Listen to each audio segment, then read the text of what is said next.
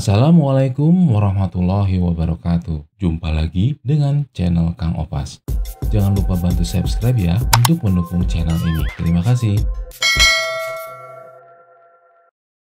Ini adalah video bagian keempat dari materi chapter ke-9 buku Principle of Microeconomics-nya Casper and Oster tentang biaya jangka panjang dan keputusan output. Di video bagian keempat ini akan membahas subbab penyesuaian jangka panjang terhadap kondisi jangka pendek, di mana pada subbab ini dijelaskan bagaimana penyesuaian jangka panjang yang mungkin terjadi sebagai respon akibat kondisi untung atau rugi pada periode jangka pendek.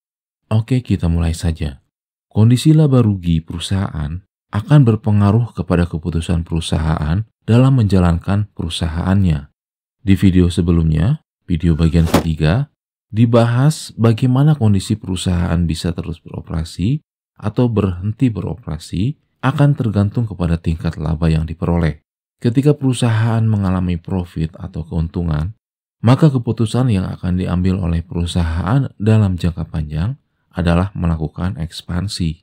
Ketika perusahaan mengalami keuntungan dan berencana untuk melakukan ekspansi pada jangka panjang, perusahaan harus memahami apa itu kondisi ekspansi skala ekonomis atau increasing return to scale dan skala disekonomis atau decreasing return to scale.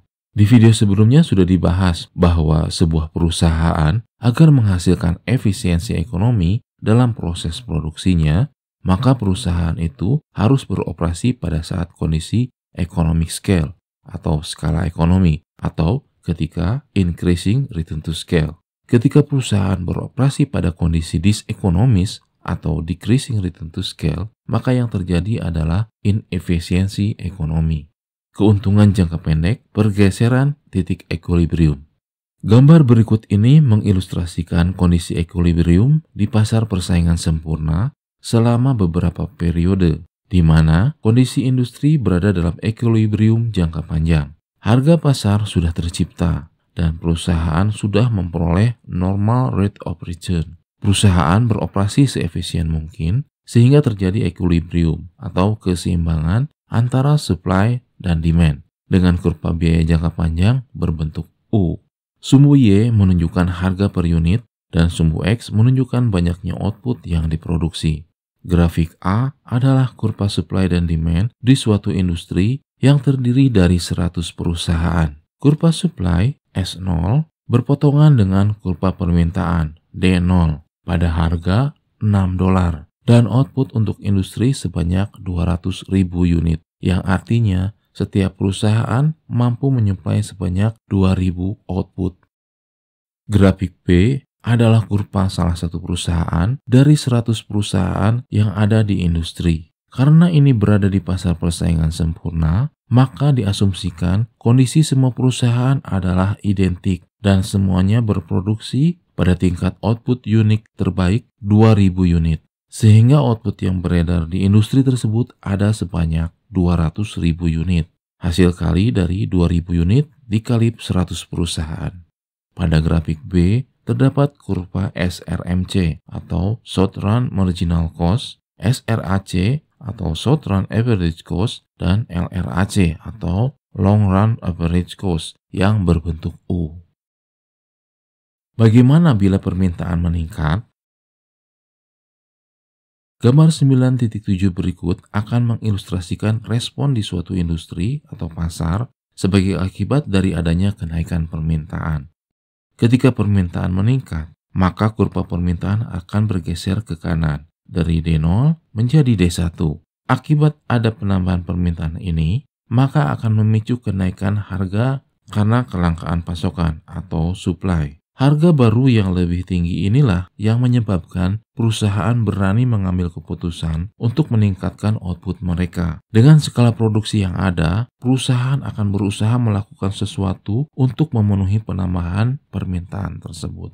Misalnya dengan melemburkan pekerjanya, sehingga output perusahaan bertambah. Dimisalkan setiap perusahaan akan menaikkan output sebanyak 200 unit sehingga output yang dihasilkan oleh setiap perusahaan menjadi 2.200 unit. Akibatnya, output yang berada di industri tersebut meningkat menjadi 220.000 unit. Keputusan untuk meningkatkan output melebihi kapasitasnya dalam jangka pendek akan mengakibatkan biaya yang dikeluarkan untuk memproduksi output menjadi lebih tinggi. Hal ini tentunya akan menambah biaya produksi. Akibatnya akan terjadi kenaikan pada marginal cost-nya. Kondisi ini akan menyebabkan pergeseran titik equilibrium ke tingkat harga yang lebih tinggi. Dimisalkan, harga equilibrium baru ada di angka $10 per unit. Jadi, perusahaan berani menaikkan output selama harga baru lebih tinggi dari kurva biaya marginal jangka pendek. Karena dengan kondisi seperti itu, perusahaan masih memperoleh laba. Sekarang, equilibrium baru sudah terbentuk. Ada dua hal penting pada equilibrium baru ini. Pertama, perusahaan masih menghasilkan laba. Besarnya laba adalah sebesar persegi panjang abu-abu, di mana laba yang terbentuk merupakan selisih antara harga baru yang lebih tinggi dan biaya rata-rata baru yang lebih tinggi. Kedua, perusahaan beroperasi tidak efisien, di mana biaya per unit jatuhnya menjadi lebih mahal. Tapi meskipun begitu, pada kondisi ini perusahaan masih tetap memperoleh laba. Lalu bagaimana jika permintaan meningkat lebih banyak lagi? Akibat adanya potensi laba yang diperoleh di industri ini, tentunya akan menarik perusahaan baru untuk masuk ke industri tersebut. Atau bisa juga setiap perusahaan yang ada di industri tersebut akan melakukan ekspansi. Artinya, dengan kondisi yang menguntungkan ini, maka akan ada penambahan perusahaan yang masuk ke industri. Apalagi jika permintaan juga terus mengalami kenaikan. Gambar 9.8 berikut akan membantu mengilustrasikan kondisi ketika permintaan mengalami peningkatan lebih banyak lagi. Dengan kondisi yang menguntungkan, ditambah dengan permintaan terus mengalami kenaikan, maka akan ada perusahaan yang tertarik untuk masuk ke industri. Perusahaan baru tersebut masuk dengan skala output 2000. Selain perusahaan baru, perusahaan yang sudah ada pun akan menambah kapasitas produksinya. Misalkan dengan membangun pabrik baru dengan skala 2000 unit. Kenapa skala outputnya 2000? Karena pada kasus ini, skala tersebut adalah nilai optimal pada industri tersebut. Akibat bertambahnya perusahaan yang masuk ke industri tersebut, maka akan terjadi kenaikan supply. Artinya, supply akan menjadi berlebih. Ketika semakin banyak supply di suatu industri atau pasar, maka kurva supply akan bergeser ke kanan. Akibat dari meningkatnya supply, maka dampak yang terjadi adalah harga mulai menurun. Sehingga terjadi pergeseran titik equilibrium baru yang lebih rendah. Hingga harga kembali turun menjadi $6. Di mana pada titik itu tidak ada laba ekonomi, tapi dengan kuantitas baru yaitu sebanyak 240.000 unit. Kenapa unit di industri menjadi 240.000 unit? Hal ini terjadi karena adanya penambahan perusahaan baru yang terlibat, yang tertarik karena adanya keuntungan di industri tersebut. Diasumsikan perusahaan yang berada di industri tersebut bertambah menjadi 120 perusahaan, yang awalnya 100 perusahaan. Maka total output yang ada di industri tersebut bertambah menjadi sebanyak 240.000 unit. Hasil dari 2000 unit dikali 120 perusahaan. Dengan harga yang lebih rendah, maka perusahaan mulai menurunkan produksinya.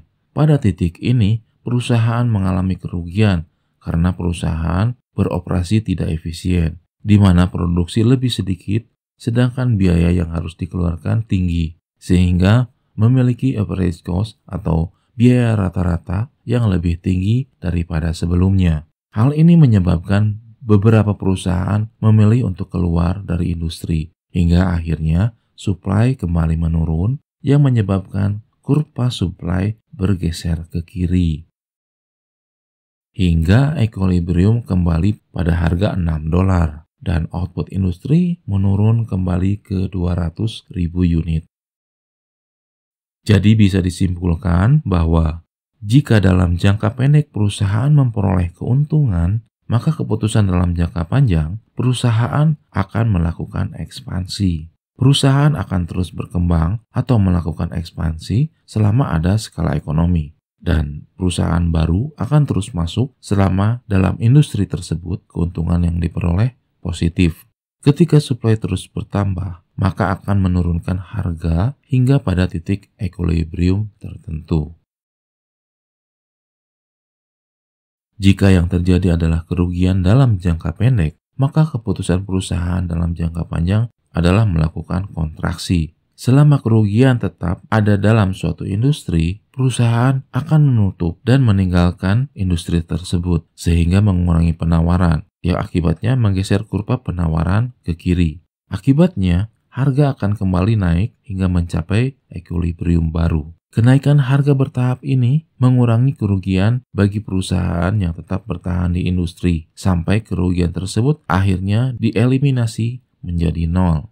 Dari kondisi ini, kita bisa melihat karakteristik keseimbangan akhir. Setiap perusahaan pada suatu industri akan memilih skala operasi yang meminimalkan biaya rata-rata jangka panjangnya, atau long run average cost, yaitu pada tingkat output yang meminimalkan biaya rata-rata jangka pendeknya, atau short run average cost. Pada saat industri itu memperoleh keuntungan atau mengalami kerugian di tahap-tahap awalnya, maka pada jangka panjang, industri tersebut akan mencapai titik keseimbangan pada saat short run marginal cost sama dengan short run average cost sama dengan long run average cost. Pada kondisi ini, perusahaan tidak memperoleh laba ekonomi, sehingga P atau harga, price, sama dengan short run marginal cost sama dengan short run average cost sama dengan long run average cost. Tapi karena terdapat cukup banyak perusahaan yang terlibat, maka akan tercipta kondisi equilibrium. Pada kondisi equilibrium ini, laba adalah sama dengan nol. Nah, pada titik ini, masing-masing perusahaan akan beroperasi pada skala usaha yang paling efisien, yaitu di mana ditemukan nilai titik LRAC atau long run average cost yang paling minimum atau yang paling rendah. Jadi pada saat laba sama dengan nol, itu adalah kondisi yang paling efisien. Di pasar yang paling efisien, tentu investasi akan masuk. Kenapa? Karena apa? Karena ada suatu peluang laba yang diharapkan oleh para investor. Contoh, misalnya industri kuliner online. Ketika usaha kuliner online menjadi tren perkembangan saat ini, maka akan mendatangkan para pengusaha-pengusaha baru di bidang kuliner online. Karena apa? Karena ada peluang laba yang bisa diperoleh di industri tersebut. Demikian pembahasan subbab ketiga tentang penyesuaian jangka panjang terhadap kondisi jangka pendek, yang merupakan bagian akhir dari video berbagi pengetahuan pembahasan chapter 9 buku Principle of Microeconomics-nya Casper and Oster tentang biaya jangka panjang dan keputusan output. Mohon maaf bila ada kesalahan, semoga bermanfaat. Dan jangan lupa untuk subscribe channel Kang Opas. Terima kasih. Wassalamualaikum warahmatullahi wabarakatuh.